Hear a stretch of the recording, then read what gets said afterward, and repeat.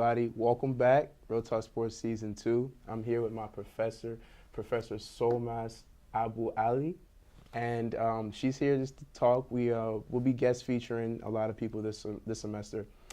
So let's get into it. So, Professor, first of all, how are you doing today? I'm good, thanks. Thanks for having me. That's great. Thank you for coming.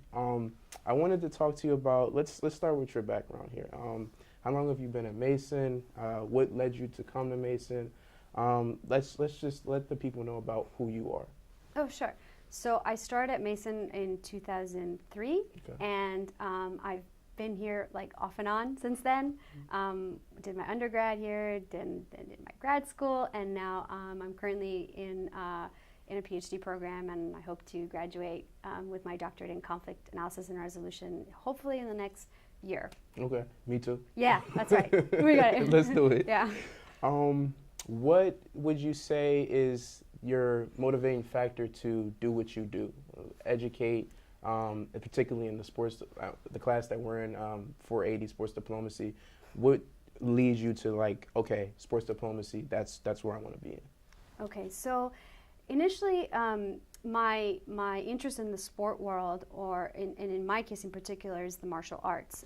That's how originally I got into. I mean, of course, I've always played different kinds of sports, but the martial arts is really my cream and butter. I started training in that when I was pretty young, about like 11, 12 years old. But I've always had an interest beforehand, just because my father had practiced before in Iran. Martial arts is big in Iran, in addition to wrestling and soccer, of course. So I've always been exposed to these kinds of activities. Since my father had done the martial arts, I'd always listened to stories, watched these martial artsy kind of movies. Okay. And so Karate Kid? The Karate Kid, all of that good stuff. I got my father mentioned that. He said, okay, I'll put you in a martial arts class. So we were actually refugees as well. So it took a while for me it took a while for us to have stability in our lives and have a place where we were settled and we had safety and asylum and all that good stuff before I could really start with my life and the activities that I felt, my education, my activities. So when I got into, when we were settled was when I was around 8 or 9. Okay. And so around 12 years of age, I started my first martial arts class. And started training first as an activity, then it became more of a passion, something that I pursued on a daily basis. And then I got heavily into competition. And I started to travel around the world for these competitions, and I would compete against people from different countries. And it was always amazing to me how we would be speaking with one another, sometimes not through English or a common language, but just through kind of like our common love, which was the martial arts. And then we'd go into the ring and we would have this all-out martial arts fight, and then we'd come back out and we're still laughing and we're friends. And so I always thought, how is that possible? And that always stayed with me. And so when I got more advanced in my education, I realized that I wanted to explore that topic a little bit more, and started to look around at the different examples on how sports has been used. We've talked about the ping pong diplomacy in class. There's other rugby games that Nelson Mandela used the rugby games as a way to unite the whites and the blacks in South Africa. We've got these historic examples, and we've got more examples now where we've seen sports being used as a tool to bridge divides at the community level, at the international level, at the diplomacy level, I've become more and more fascinated with this topic. So because I've had a conflict-ridden childhood mostly, as a refugee, conflict has always been of interest to me as well. And so I thought, well, look, all the places that sport is touching has a conflict attached to it. It's addressing some sort of conflict.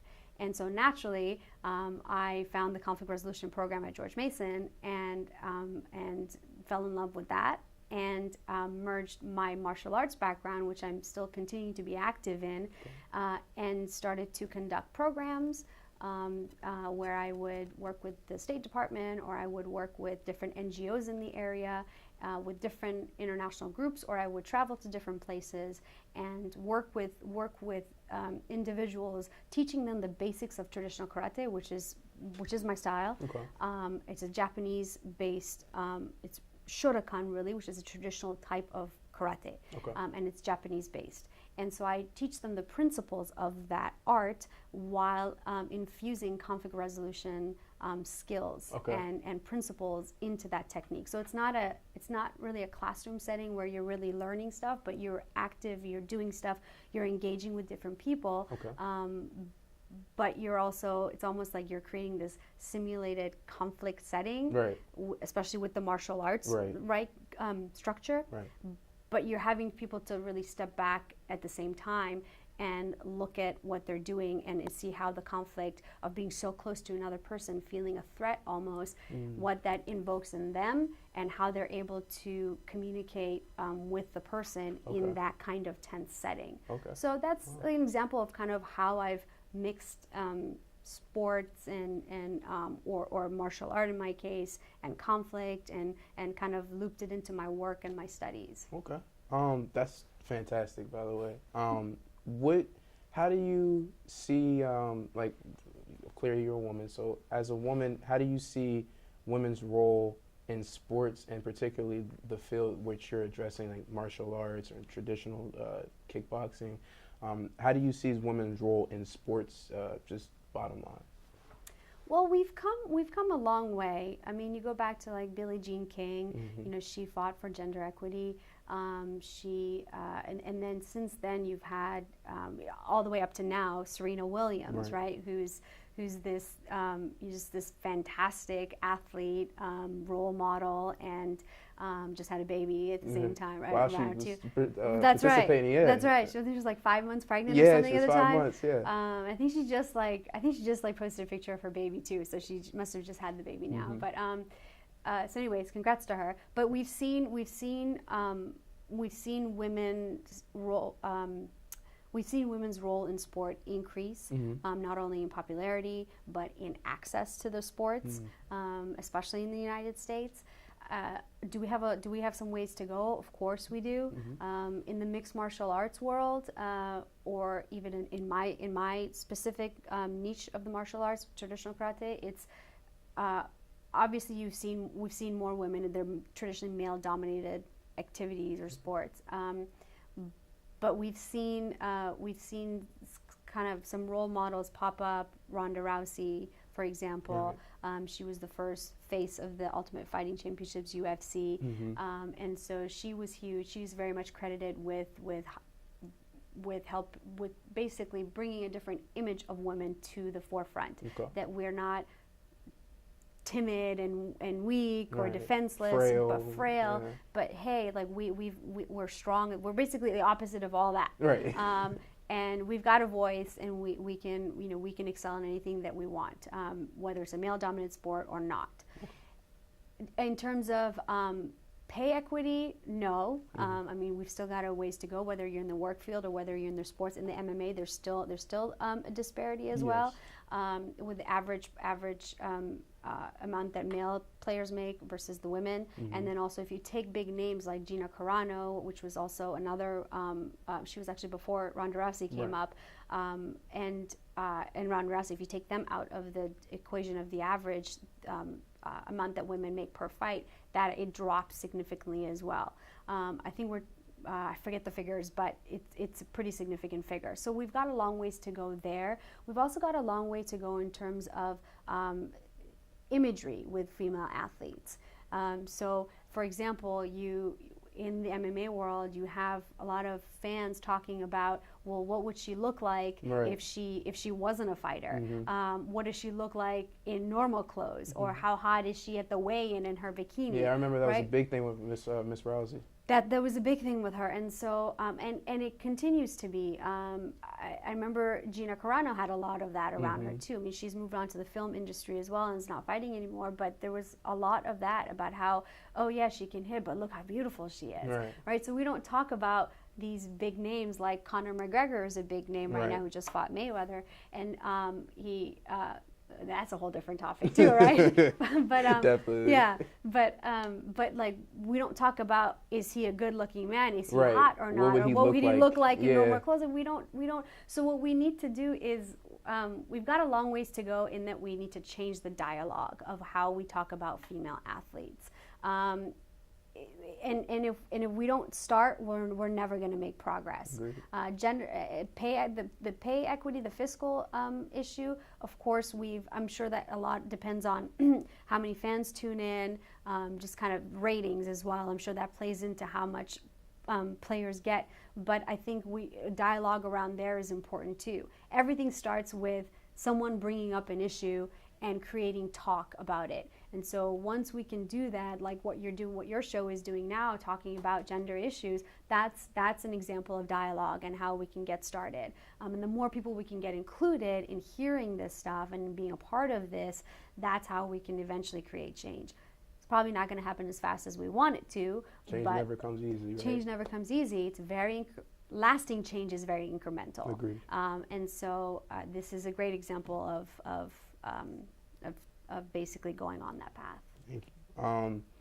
I just have a couple more questions. Sure. So you mentioned that you were a refugee. How does that background play into how you viewed American sports? Or I don't know where you were before when you were making these transitions, but how does it affect how you deal with like American sports and how you see American society, how we view, like, for instance, football is huge over here, whereas other countries, their football is soccer. Where is that culture shock and that changing of, okay, well, this is American values from where I was, a refugee, and I went from here to here to here, but these places don't have that same kind of value placed on sport. What would you say is like that driving force of thinking about, okay, this was what I thought about when I was going through being a refugee, as opposed to now where I'm like, okay, I'm a professor at George Mason University and I've been here for a while, I've been in the States for a while. What was that change like? So I don't know how to really start with that because my father always, it was my mom, myself, and my dad. We left Iran after the Islamic Revolution of 78, 79. And that was because my parents felt like the revolution brought with it certain amount of structural and cultural changes that did not respect fundamental human rights and freedoms. And so they wanted me to have a better future, and they wanted us to have a better life. And so we had left for those reasons. My father, when we left, he always had this image of the American dream in his mind. So he wanted to come to America because he wanted that. He wanted his American dream. He wanted me to have my American dream. He wanted me to be who I wanted to be without any restrictions. And so when we hopped around to a couple of different countries, and finally when we reached the United States, I think I immediately assimilated into the culture. And maybe that's just because children, we're like, at that time I was a kid, and so we're kind of like sponges, so we just absorb. Yeah, and so I think for me, I immediately felt American. And interestingly, I lived in Bangladesh for a couple of years, and somehow my parents had managed to put me in a private school where I was able to speak. I learned English. Right. So when I got to an English-speaking country, I didn't really have an accent. I looked different, but and people knew that I was not from the United States or from Canada when I moved to Canada for a couple of years, but I didn't really have an accent, and I just kind of absorbed into the culture. I think it was more difficult for my parents of that generation to look at, soccer, like soccer, wrestling, martial arts. That's very dear to the Iranian culture. In the U.S., it's football and like NFL football and baseball, right? Baseball, those are our main sports here. I don't, I don't know if I'm answering your question. No, it's cool. but like it wasn't really a question of. Yeah, I don't know if I'm answering your question. It wasn't really a real culture shock for you. It wasn't really a culture shock for me. It was more a culture shock for my parents, I would say. And then like having like for them to like raise their child, wanting them to have, wanting them to keep the Persian culture, but yet basically take the best of both worlds. Okay. And hopefully I did do that on many fronts. But it was more a shock for them. But in terms of like sports, I understood, like I was more interested in learning about like football, like NFL. I was interested in more learning about like how to play baseball than they were, perhaps, because they wanted to, not that they were closed-minded to it, but I think maybe sticking to being informed of like football, like soccer, and like the wrestling matches and stuff like that. I think maybe that made them feel closer to to the culture that they were more to the Persian culture, whereas I was more like, okay, let me take from best of all, both of these worlds that I have, and so I just kind of learned as much as I could with those sports. I naturally fell into the martial arts just because I happened to be more inclined and more interested in that. But yeah, I think maybe that's a really interesting question. I'm like trying to like think, and I'm trying and speak at the same time. It's okay. But it's not kind of coming out very articulately. Sorry about that. Last question. Yeah. What would you like to see? We're on campus of George Mason University. What would you like to see students here, students that don't attend this university but have relations with this university, or maybe looking into this university? What would you like our students to know about our program, sports management program, sports diplomacy program, and what would you like to see going forward done? I know you're working on a panel for our class. What would you like to see things like that done? More people coming in from the field. We had a guest speaker today who worked in the United States Department of State Department. What would you like to see in the future going forward, more of at Mason, and then more from students? What would you like them to get that knowledge about? Yeah, so that's a great question.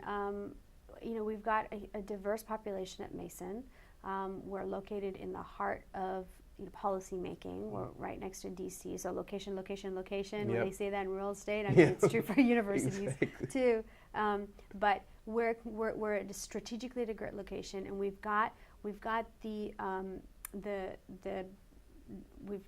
a robust and diverse enough student body to be able to drive the field of sports and how it's used in society. Currently, we've got the conflict resolution program that we have is the top in the country, in the world. We're internationally, if you go internationally, our program, School for Conflict Resolution, Analysis and Resolution, is known. Right. Our sports management department is heavily involved in receiving grants and bringing international groups to Mason, and helping them, not just be acquainted with the campus, but what George Mason is about, what it does, the programs. So we're very active in the field of sport and conflict resolution. We've most recently come up with a minor in sports and conflict resolution. Basically, how do you use sports as a vehicle to resolve conflict? And so I would love for awareness, for the Mason student body to be more aware of these programs that we have going on, and that sports isn't just something that you can have fun. It is something that you can just play and have fun with, but if you really want to do something more with it, if you have a passion, for me as a refugee, I would love to use sports as a vehicle to provide something that refugees don't have, which is perhaps a sense of belonging, some sort of physical outlet, a sense of using your mind, your body, and your spirit through the martial arts to have some sort of peace and calmness in a very crazy environment and situation that they're in. Yeah, because when you're in that, not to cut you off, but when you're in that kind of like space, it's like, who really gets me? Because like as an American, like I've not been a refugee, but it's like I know what that's like to be like, I don't feel like I belong in a lot of places, and I'm going through all this change and turmoil. It's like, where can I be like, where's my outlet? And sports was that outlet for me. Exactly. That's exactly what I'm talking about. So if there are students out there who want to explore sports in a more I don't want to say serious, but in a different way, that maybe touches on something that they feel very passionate about. These are the types of programs that we have at Mason that can really help nurture that interest. So one is awareness. I'd like to have more awareness. We are organizing, the class and I are organizing a panel on November 30th in the hub. And so right now we're working through the planning phase and the details of it, but that basically is going to bring journalists, academics, practitioners, and academics, and have them start a dialogue basically on what universities can do to help develop this field more. What is our role? And so I would love for Mason, I think there's no reason that Mason cannot be at the forefront of this field, which is in the past 10 years has really, really blossomed. And so it's ripe, it's ready, it's ripe, it needs more knowledge, it needs more studies, it needs more practitioners, and where better to start than with like young minds who are looking to, who are looking to learn and make something of themselves. Exactly. So awareness, and having activities like the panel event that we're having to really really amplify that awareness, and also create that dialogue on where do we go next in this field. Right. Professor, it was fantastic having you on. Thank you. Professor Soolmaz Abooali. You got it. It was great having her on. I appreciate everybody watching season 2, Real Talk Sportz, baby. Professor, any shout outs? Mom, dad, anybody? No, I don't know. Shout out class. That's right. Shout out our sports diplomacy class. Guys, Real Talk Sportz will be back. Appreciate y'all. Peace and love.